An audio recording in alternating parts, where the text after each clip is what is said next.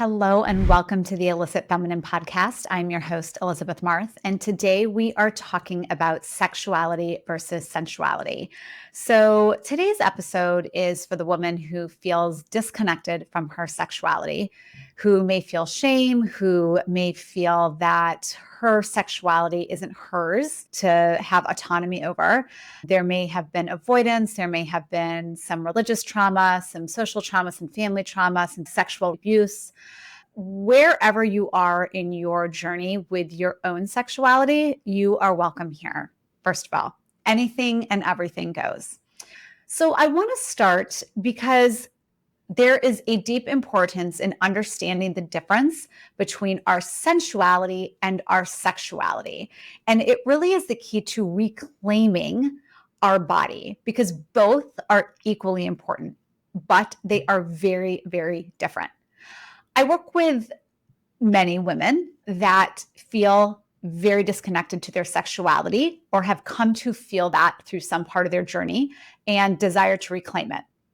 This is a beautiful thing, right? When you are disconnected from something and you feel an awakening around it, it is a God-given gift. And being awakened in our own sexuality, our own embodiment of our bodies, as well as our sensuality, which is the embodiment of our senses, is one of the biggest gifts that the divine has given to us. Okay, where are we going to start? We're going to start with the obvious. We were never really taught about sexuality. I don't know that guys are taught about sexuality. We are taught about sex in a very sterile way in health or in school or with our parents. We're taught about sex, not sexuality. Sex is like a physical act, right? A physical act of intercourse between two people. And it is presented in many different facets, but it can be presented as dangerous. We talk about, protection in sex. We talk about the dangers of health, the dangers of having premarital sex. We talk about virginity, protecting your virginity, wanting to lose your virginity. We talk about it in a very non-emotional way. We talk about it in a performance-like based way, right? I mean, you could, add porn to this and people learn about sex through porn. None of this is sexuality, right? Sexuality is your soul's energy moving through your body. Sexuality, knowing what you desire, whether that is of a sexual nature or not, knowing what delights you, whether that is of a sexual nature or not, what brings you pleasure, that is our sexuality. When we are in our turn on, that is the embodiment of a woman's sexuality.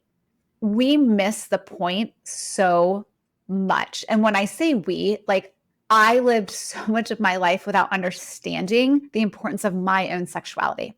And when I discovered that I actually had my own sexuality, that I had autonomy over it, that it was actually a piece of me. It wasn't about performing for somebody else. It wasn't about someone else.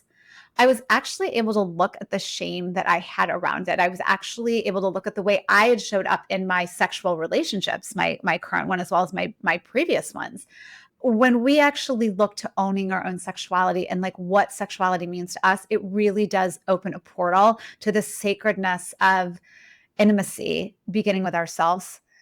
Sexuality, we've already said, it is not about somebody else. We don't need somebody else for it. Sexuality is really learning our body. Sexuality is about our senses also. This is where sensuality comes in, and sensuality is the gateway into our sexuality. Turn on doesn't start at sex.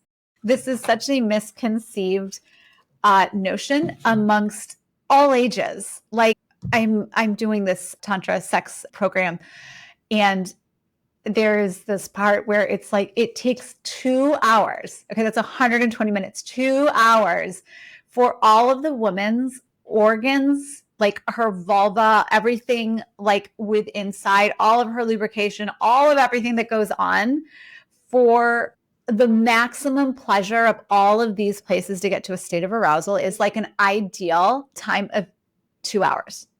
That's just like to get aroused. Like that's just for your turn on. Another conversation, another podcast on that later. But the importance of it is our turn on begins way before sex. And this is where the sensuality comes in. We get shamed, we get ignored. Turn on gets ignored. Like if you're turned on and it doesn't have something to do with someone else, so you're not in like a behind the scenes setting, like that can be a projection of shame. And that I want to break. Like, I really want us women to start understanding when we are so fucking turned on. And it doesn't have to necessarily show up between our legs.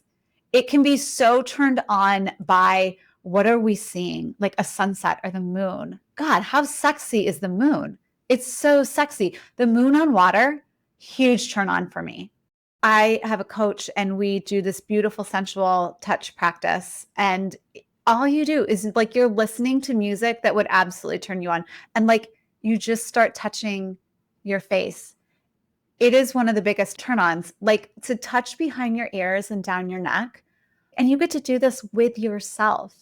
It can be a turn-on to find things about your body when you look in a mirror that you like, that you love, actually. Like this is like self-love. Learning what turns you on through your senses is absolutely one of the most beautiful practices that you can do to learn self-love. I had mentioned this the other day, like dark chocolate, a good glass of wine, steak. I mean, and like amazing French fries, like huge turn on for me.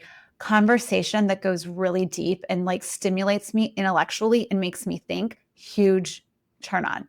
The ocean, like a soft sweater against my skin, like cashmere, a fire, like the crackle of a fire, certain music, like string guitar, just instrumental, turn on. Like start really becoming aware of what turns you on. Okay. And like, we're going to go into the definition. Turn on is what delights you. Turn on is what makes you feel good.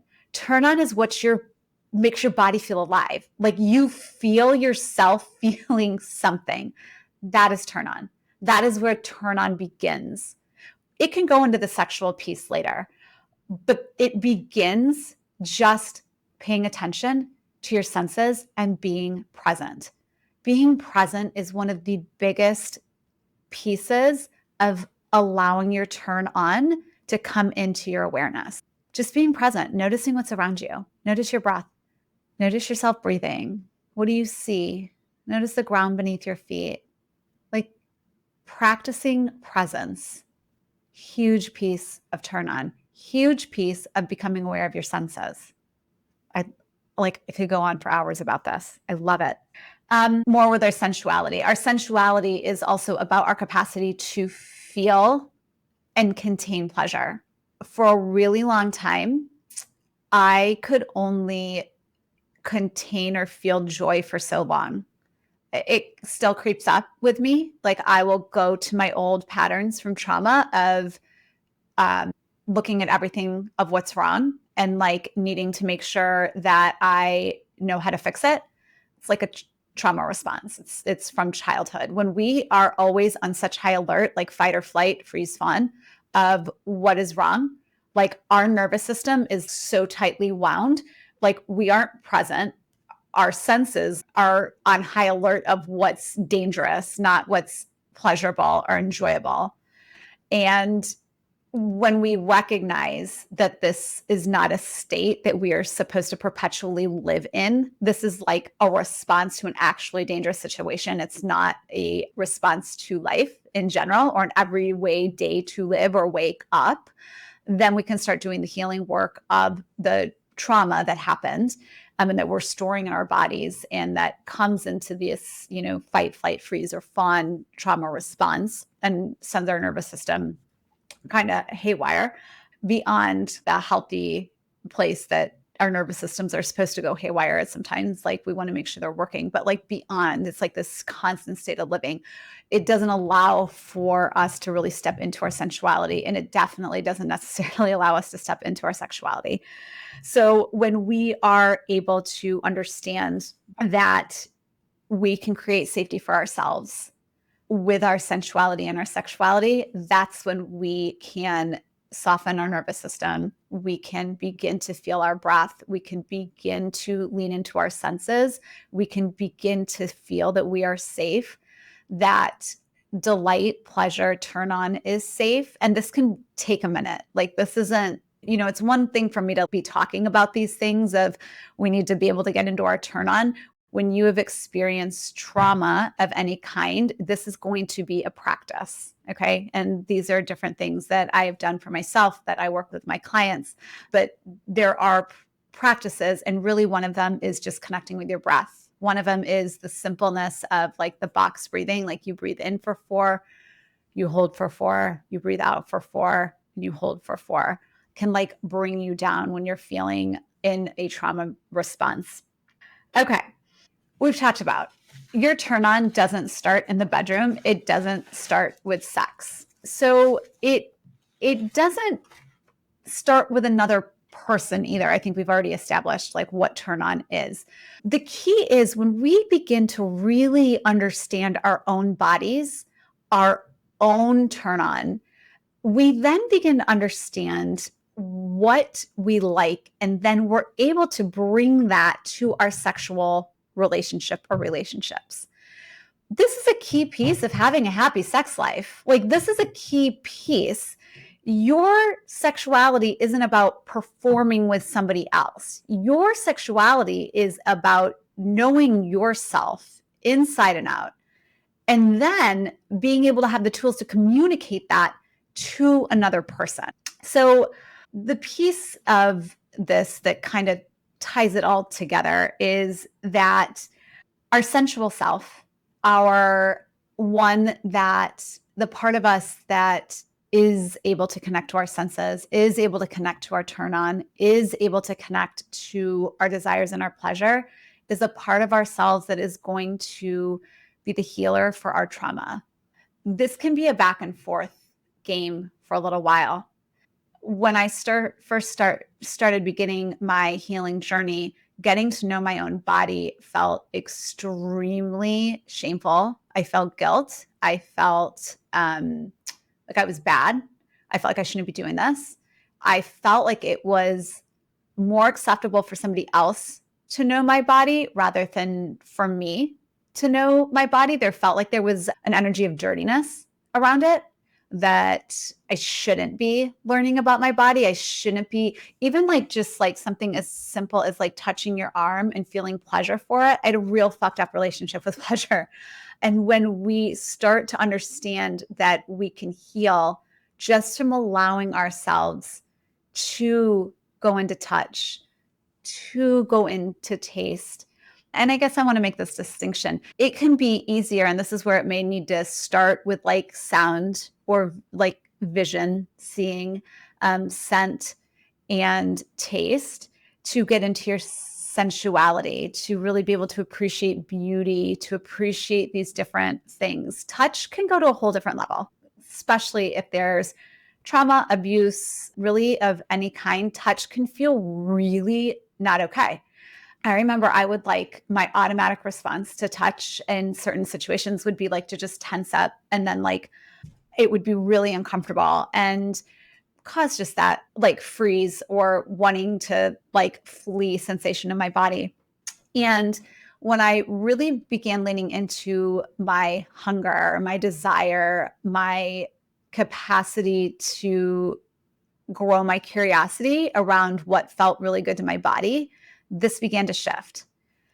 And I would invite you to do the same. Like, are you comfortable allowing yourself to touch yourself intimately? Of course, if that's something that like you want to jump right into. But I mean, I even just mean like your chin, right? Like allowing yourself to feel sensations like goosebumps, what feels really good to you on your body. This might be a safer place to start when it comes to the sensation of touch.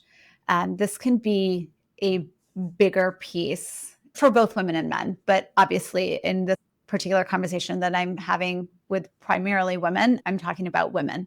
It just can start, like the touch piece can just start as slowly and easily as feels good to you. The other piece of this is recognizing how sacred our sexuality and our sensuality is, the only reason we continue to populate the earth is because people have sex. And it wasn't made just to be a physical procreating act. Um, it was made for two people to connect on a deep soul level, pleasure, exploring each other's bodies, exploring their minds, exploring their intellect, exploring all parts of a self. And in order to do that with another human being, we have, in my belief, to be able to do that with ourselves on a deep emotional, spiritual, physical, relational with ourselves level. That's the way we move into the type of connection that is sacred sexuality. And I believe that so many women people desire that, and that begins with us. So we aren't broken. Women are not broken. There's nothing wrong with women when we have sexual challenges, whether that be hormonal, whether that be physical. There's nothing wrong with us. We aren't broken. There's a solution for pretty much everything. But I believe the biggest place to look first for any sort of challenge that we may be coming up against, we may be going through, is ourselves. And starting with understanding the difference between sexuality and sensuality, understanding that sexuality is so much about an energetic force of love for ourselves, love for our bodies, love for the creations that we are, that God made us to be. And then the senses is really allowing turn on desire, delight through touch, taste, sound, seeing, and scent, and growing our relationship in those areas. And then really deepening what touch means to us. I hope you have enjoyed today's episode. This is a very special topic to me because there was so much sexual abuse in my family, not for me personally, but that trauma was passed down in different ways. And I see on a daily basis how sexuality haunts women, and it doesn't have to be that way. It is time to reclaim our sexuality in a sacred, in a holy, in a pleasurable way, because our turn on is in our truth, and our truth is sacred. It always has been. It always is. We just need to remember it and reclaim it. I hope you have a great week, and I'll see you next time on the Illicit Feminine Podcast. Thanks for listening.